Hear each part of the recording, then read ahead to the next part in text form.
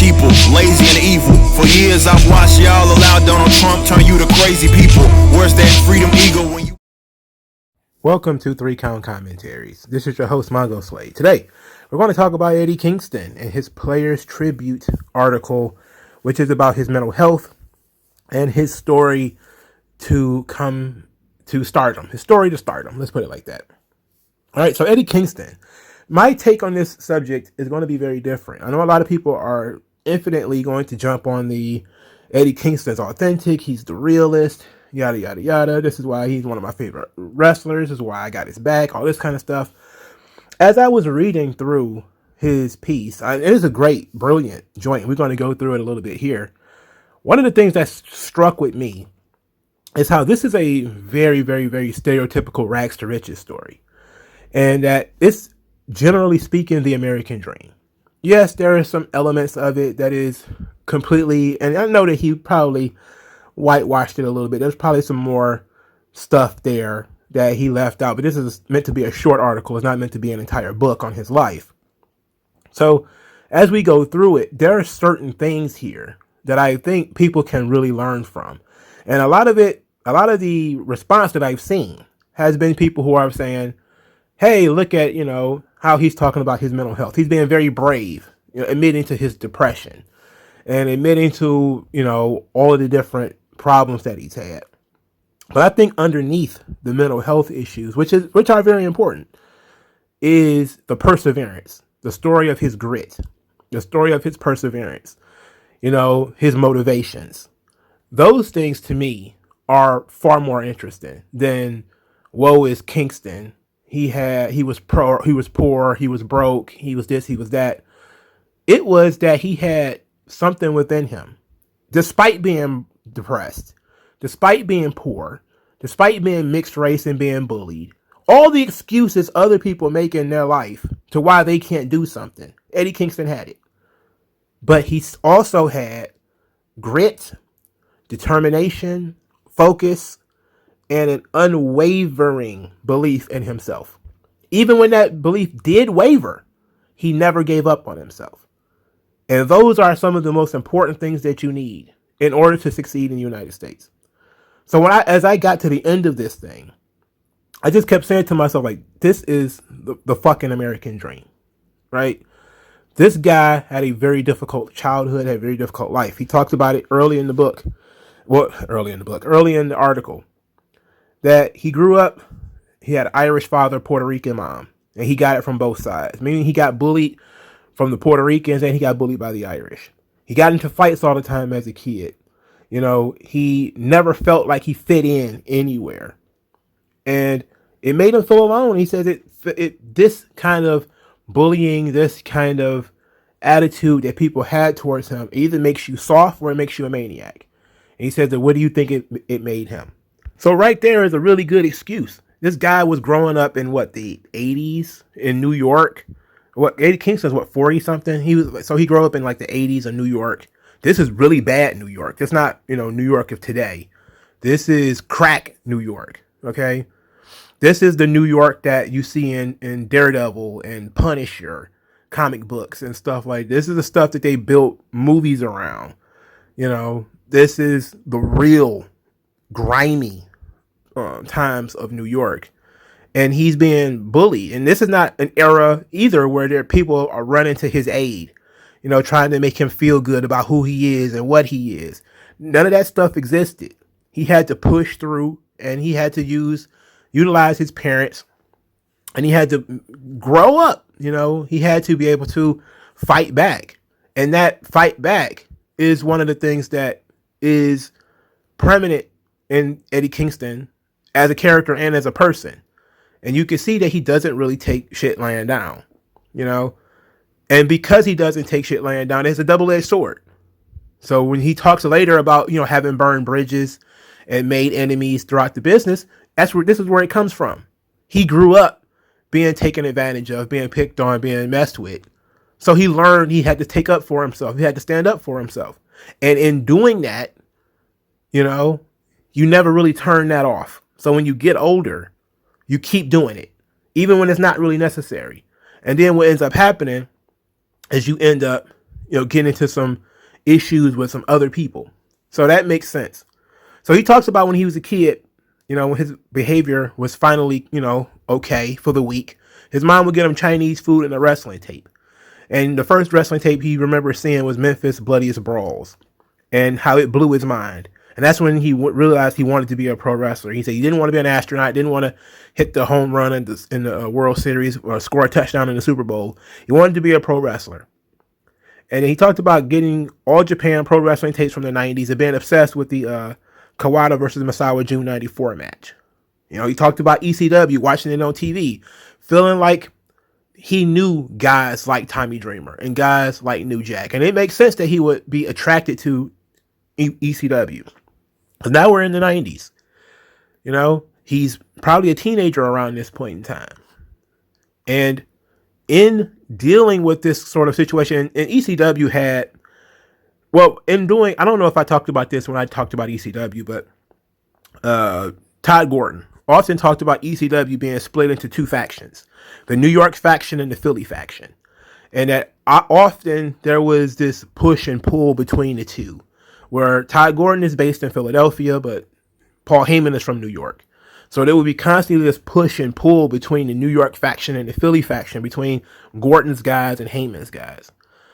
So since it's in that same general area anyway, it makes sense that a promotion that's based kind of on Memphis by Eddie Gilbert, who was the booker for the early part of ECW, who created the entire superstructure that ECW was built on. It makes sense for Eddie Kingston, who was a kid who liked the Memphis tapes. Then you see that style with the New York grime to it. And it's your home promotion in New York City. It makes sense that he will become attracted to that, and that he would see characters in that vein that would be similar to the guys that he knew growing up. So it's almost like it was a perfect storm. It was a perfect situation for Eddie Kingston growing up. So he talked about his depression, and that wrestling was kept his depression at bay. That either he was going to be out fighting or he was going to be in the house watching wrestling, which is, a very interesting thing, that wrestling made him happy. It put him in a good headspace. And I think sometimes as we talk about how stupid wrestling can be, and how ridiculous it can be, and how people are marks and all that kind of stuff, and all that might be true, but you also have to take into account that everything is somebody's thing. And I kind of learned that when I was a kid too, because there's always dudes. I mean, all of my friends were into wrestling, but that was during the fad days of wrestling, and most of you people listening to me were probably kids during the fad days of wrestling, which is 96 through 99, 2001, let's put it like that. That was a fad. And everybody who is trying to deny that, like, it was 10 million, there was never 10 million wrestling fans. It was a fad. That during the era, it was cool to be a wrestling fan. Now it's not cool, and it wasn't cool before that. And it wasn't really even cool in the past. That's why the wrestling fans had the perception in corporate America that they had. It was never really all that cool to be a wrestling fan. But whatever mainstream America can make money off of, mainstream America will push on you. So in the mid-90s, mid to late 90s, wrestling was the thing. And they pushed it on the American society because they found a way to make money off of it. But now they can still make some money off of it, but not as much as they used to, and they don't need to push it as hard as they used to. So it's not the same anymore. But I learned as a kid that everything was somebody's thing. Video games was my thing when I was a kid. I used to try to play every video game that came out. So that was, and video game guys were nerds. You get bullied for being a video game guy. You get bullied for being a comic book guy. You get bullied for being a wrestling fan.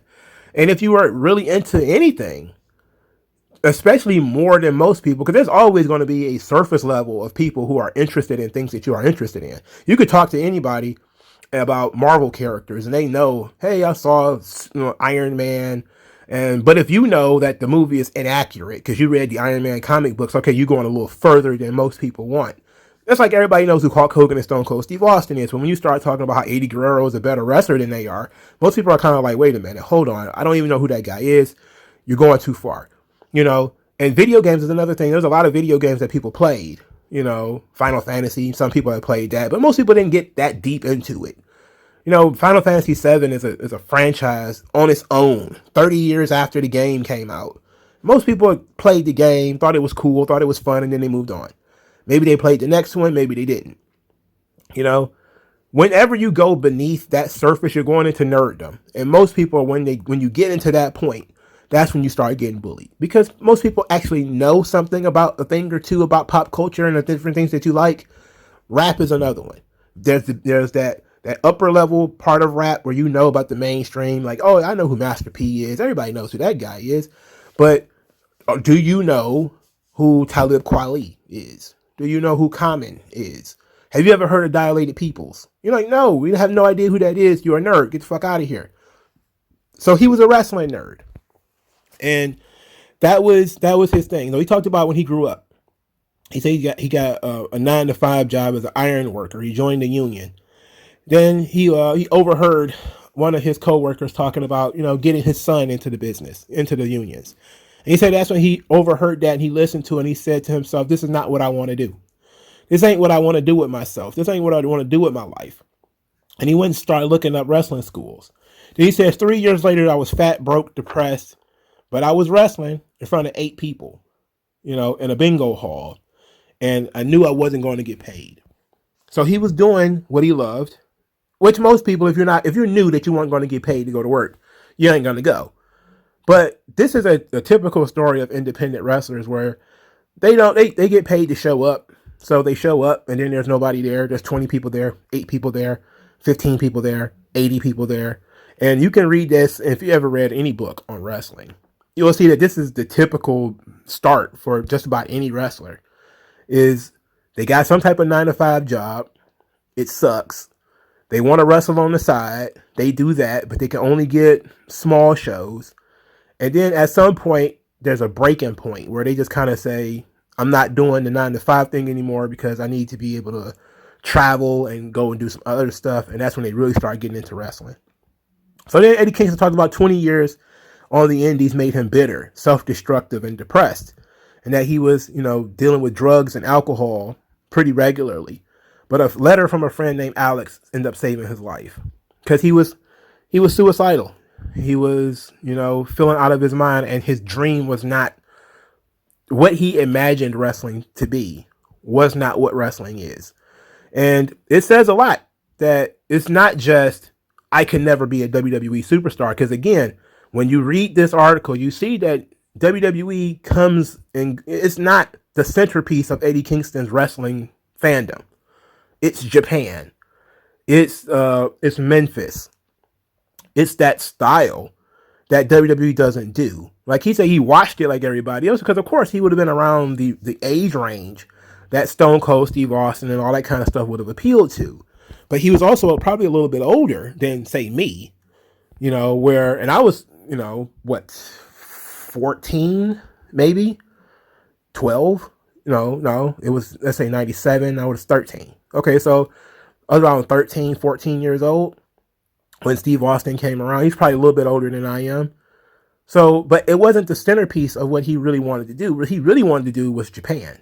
You know, that was his thing. So when you get the idea that Eddie Kingston isn't really working out the way that he wanted it, it's Eddie Kingston's dream of being a Japanese style pro wrestler, which is the style he works today. You know, it's not working out.